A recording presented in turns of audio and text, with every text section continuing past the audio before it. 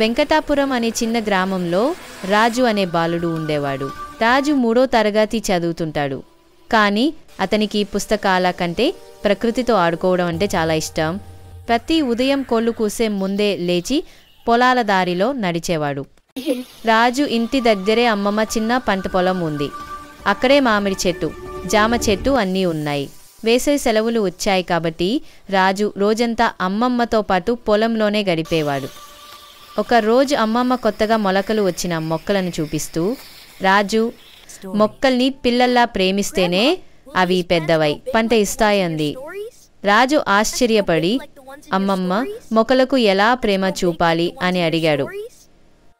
అమ్మమ్మ నవ్వుతూ నీళ్లు పోయి చెత్త తీసి వాటితో మాట్లాడితే చాలా ఉంది. అప్పుడు రాజు ప్రతిరోజు చిన్న కుండీ తీసుకుని మొక్కలకు నీళ్లు పోయడం మొదలుపెట్టాడు. దారిలో చిన్న చీమలకు ఆహారం పెట్టేవాడు.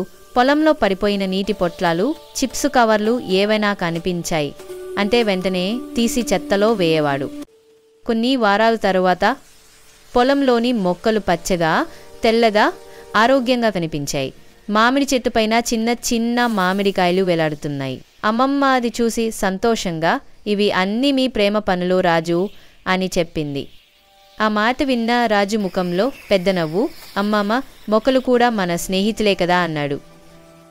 ఆ రోజు నుంచి రాజు గ్రామంలోని ఇతర పిల్లలకు కూడా మొక్కలను ఎలా సంరక్షించాలో చెప్పడం మొదలుపెట్టాడు. వాళ్ళందరూ కలిసి చెట్లు నాటారు. చెత్త వేయొద్దని గ్రామంలో ఉన్నవారికి చెప్పడం మొదలుపెట్టారు. కొద్ది నెలల్లో వెంకటాపురం గ్రామం పచ్చని చెట్లతో నిండిపోయింది.